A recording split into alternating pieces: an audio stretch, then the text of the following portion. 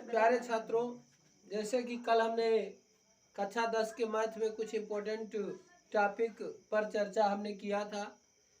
Math के फार्मूलों को हमने बताया था जिसके बिना आप मैथ के सवाल को नहीं हल कर सकते हैं। उसमें आज हमने कहा था कि निर्देशांक ज्यामिति और ट्रिग्नोमेट्री और मेंसुरेशन इस पर चर्चा करेंगे। तो पहले हम निर्देशांक ज्यामिति को ले लें।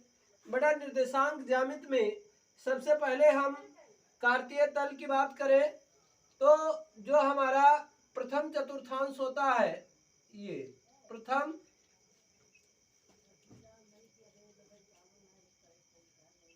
चतुर्थांश में जो भी निर्देशांक दर्शाया जाता है वो प्लस और प्लस में होता है। ये दूसरे चतुर्थांश की बात करें यानी द्वितीय चतुर्थांश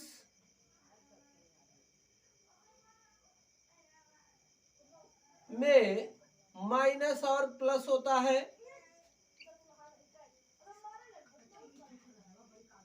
तृतीय चतुर्थांश जो होता है इसमें माइनस और माइनस होता है बेटा। और जो चतुर्थ चतुर्थांश होता है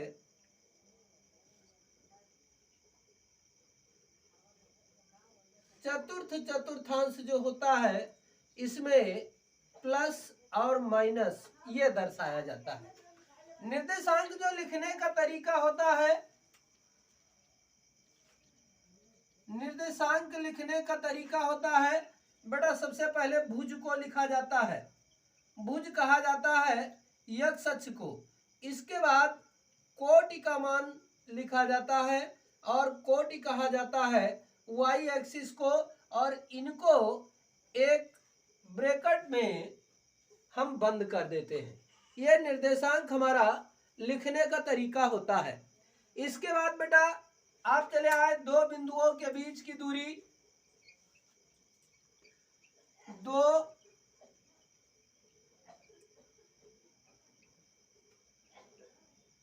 बिंदुओं के बीच की दूरी, माइक अलग छटक जाती है। दो बिंदुओं के बीच की जो दूरी होती है बेटा, ये under root x2 minus x1 का whole square plus y2 minus y1 का होल स्क्वायर। इससे हम दो बिंदुओं के बीच की दूरी निकालते हैं। मध्य बिंदु का निर्देशांक लिया जाए,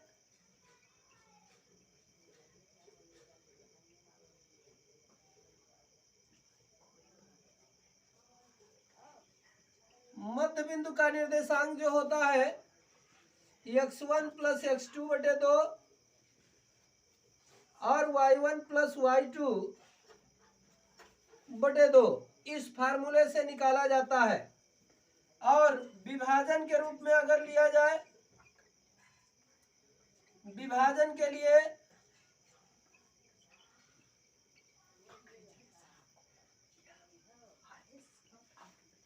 हमारा होता है x बराबर m1 x1 m1 x2 plus m2 x1 अपान m1 प्लस m2, और y का निर्देशांक जो होता है बेटा y बराबर m1 y2 plus m2 y1 अपान m1 प्लस m2। तो इस फार्मूले से हम रेखाओं का विभाजन करके उनके मान निकालते हैं। और त्रिभुज का क्षेत्रफल, त्रिभुज का क्षेत्रफल जो होता है 1/2, और ये हमारे पास होता है x1, बिल्कुल साइक्लिक रूप में ये चलता है y2 minus y3 plus x2, 2 के बाद 3 y3 minus y1 plus x3 और y1 माइनस y2। इस फार्मूले से हम त्रिभुज का क्षेत्रफल ज्ञात करते हैं बेटा। अगर कहा जाए कि तीन बिंदु संरेख हैं, तीन बिंदु संरेख हैं तो त्रिभुज का क्षेत्रफल बराबर 0 होना चाहिए। तो ये निर्देशांक ज्यामिति के हमारे प्रमुख फार्मूले हैं जो कक्षा 10 के गणित में बहुत ही महत्वपूर्ण रोल अदा करते हैं और इन्हीं के द्वारा हम निर्देशांक ज्यामिति के प्रश्नों को हल कर पाएंगे। और अब हम देखते हैं त्रिकोणमिति के प्रमुख फार्मूले। तो बेटा त्रिकोणमिति के जो हमारे प्रमुख फार्मूले होते हैं यहां से हम देख रहे हैं साइन थीटा बराबर होता है लंब बटे कर्ण और साइन थीटा का मान 1 बटे कोसेक थीटा होता है बेटा। ऐसे कॉस थीटा का मान आधार बटे कर्ण होता है, ये 1/सेक थीटा होता है। tan थीटा ये होता है बेटा हमारा लंब बटे आधार बराबर 1/cot थीटा और एक मान और होता है sine theta upon cos theta. और बेटा कोसेक थीटा यहाँ ऊपर से चले आओ, कर्ण बटे लंब होगा 1 बटे साइन थीटा होगा। ऐसे सेक थीटा बराबर हमारा कर्ण बटे आधार होता है बच्चों और ये 1/cos थीटा के बराबर होता है। cot थीटा बराबर ये आधार बटे लंब हो जाएगा और ये 1 बटे tan थीटा होता है बराबर cos थीटा बटे साइन थीटा। तो ये हो गया भुजाओं का संबंध और व्युत्क्रम। अब हम सर्वसमीका ले ले भैया। सर्वसमीका आप देखिएगा, सर्वसमीकाओं में पहली सर्वसमीका है sign square theta plus cos square theta बराबर 1। इससे हमारे दो फार्मूले क्रिएट होते हैं बेटा कि sine square theta is equal to 1 minus cos square theta और cos square theta is equal to 1 minus sine square theta. और दूसरी सर्वसमीका हमारे पास है बेटा sec square theta minus tan square theta is equal to 1। यहाँ से दो फार्मूले क्रिएट होंगे, sec square theta is equal to 1 plus tan square theta और tan square theta is equal to sec square theta minus 1। तीसरी सर्वसमीका हमारे पास है बच्चों ये cosec square theta minus cot square theta is equal to 1। दो फार्मूले cosec square theta is equal to 1 plus cot square theta और एक होगा cot square theta is equal to cosec square theta minus 1। ये हमारे 3 सर्वसमीकाएं हो गए। और एक पूरक कोणों के लिए लिया जाए बेटा, पूरक कोण की बात करें तो हमारे पास यानी ये 90 प्लस या माइनस थीटा के लिए हमारे पास वैसे 90 माइनस ही है आपके सिलेबस में, तो 90 माइनस थीटा के लिए बात किया जाए तो हमारे पास होता है ये साइन 90 माइनस थीटा बराबर कॉस थीटा होता है। या यूं कह लीजिए कि साइन थीटा परिवर्तित हो जाता है कॉस थीटा में और कॉस थीटा परिवर्तित हो जाता है साइन थीटा में। कॉसेक थीटा परिवर्तित हो जाता है सेक थीटा में और सेक परिवर्तित हो जाता है कॉस थीटा कॉसेक थीटा में। tan थीटा परिवर्तित हो जाता है कॉट थीटा में और कॉट परिवर्तित हो जाता है tan थीटा में। तो ये हमारे प्रमुख फार्मूले थे। और हम आपको बताएं, अब हमारे पास केवल त्रिकोणमितीय अनुपातों के मान बचते हैं। हम थोड़ा आपको यहां क्लियर कर दें। इसमें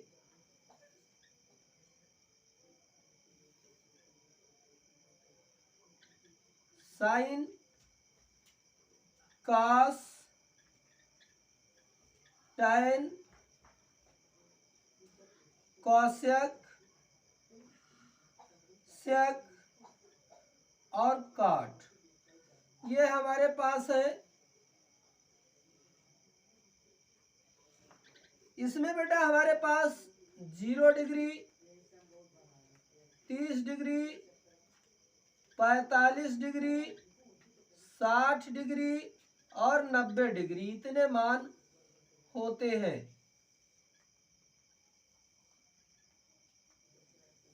ये देखिएगा, साइन 0 का मान बेटा 0 होता है, 30 का मान 1/2 होता है, 1/√2 होता है, 60 का मान बेटा √3/2 होता है, 90 का मान 1 होता है। कॉस की चर्चा अगर की जाए तो इसको पलट दीजिए, यहाँ 1 हो जाएगा, यहाँ √3/2 हो जाएगा, यहाँ 1/√2 होगा, यहाँ 1/2 होगा, यहाँ 0 होगा। टैन की बात किया जाए भैया तो ये हमारा टैन 0 का मान 0 और ये 30 का मान 1/√3, इसका 1 होता है, 45 का ये √3 होता है और ये अपरिभाषित इन्फिनिटिव होता है। कॉसेक का अगर लिया जाए तो ये हमारा हो जाएगा इन्फिनिटिव, ये हो जाएगा 2 और ये हो जाएगा √2, ये हो गया 2/√3, ये 1 हो जाएगा। सेक की बात की जाए तो भैया ये 1 हो जाएगा, ये 2/√3 हो जाएगा, ये √2 हो जाएगा, ये 2 हो जाएगा, ये इन्फिनिटिव हो जाएगा। कॉट की बात करें तो यहाँ इन्फिनिटिव होगा, ये बदल जाएगा टैन से, ये √3 हो जाएगा, ये 1 हो जाएगा, ये 1/√3 हो जाएगा और ये हमारे पास 0 हो जाएगा।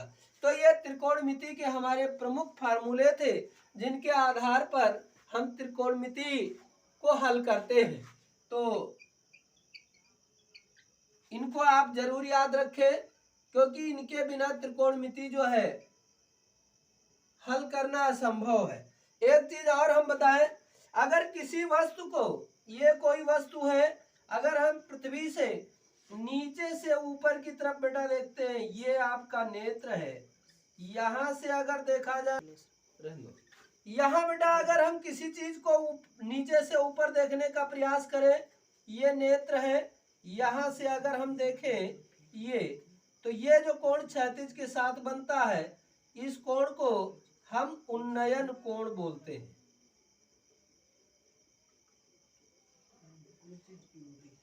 उन्नयन कोण। लेकिन अगर हम ऊपर से नीचे किसी चीज को देख रहे हो, ये यहाँ पर मान लीजिए ये नेत्र है, यहाँ से देखा जाए ये, तो इस तरीके से ये क्षैतिज के साथ बना कोण ये अवनमन कोण होता है। तो इस तरीके से हम ऊंचाई और दूरी के भी प्रश्नों को हल करते हैं। तो छात्रों, मेंसुरेशन को हमने एक ही बार में कवर करने का प्रयास किया है और एक चार्ट में लिया है। जैसे हाई स्कूल के कोर्स में घन, घनाभ, बेलन, शंख, गोला और छिन्नक है।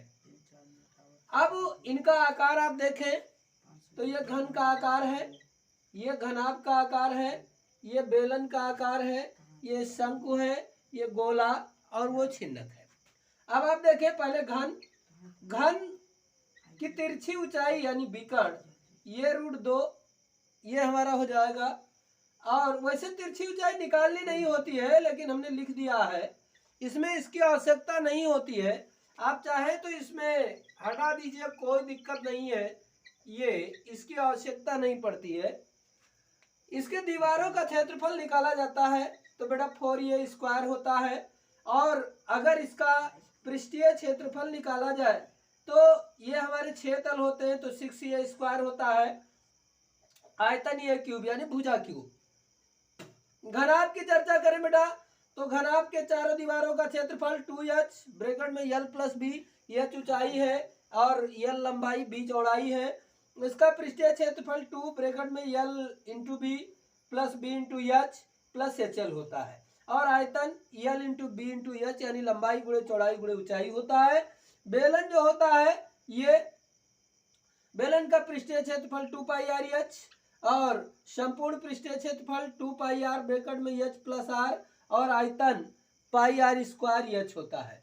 बेटा शंकु की बात करें तो तिरछी ऊंचाई l बराबर under root H square plus R square होता है। इसका वक्र पृष्ठीय क्षेत्रफल जो होता है पाई आर एल होता है। संपूर्ण पृष्ठीय क्षेत्रफल पाई आर ब्रैकेट में एल प्लस आर होता है और आयतन 1/3 पाई आर स्क्वायर एच होता है। गोला की बात किया जाए बेटा तो गोले का वक्र पृष्ठीय क्षेत्रफल 4 पाई आर स्क्वायर, संपूर्ण पृष्ठ 6 पाई आर स्क्वायर और इसका आयतन 4/3 पाई आर क्यूब होता है।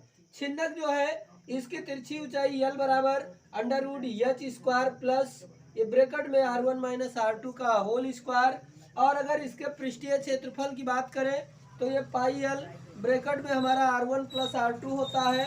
अगर छिन्नक के हम संपूर्ण पृष्ठीय क्षेत्रफल की बात करें तो पाई l ब्रैकेट में r1 plus r2 plus pi r1 का स्क्वायर प्लस r2 का स्क्वायर होता है।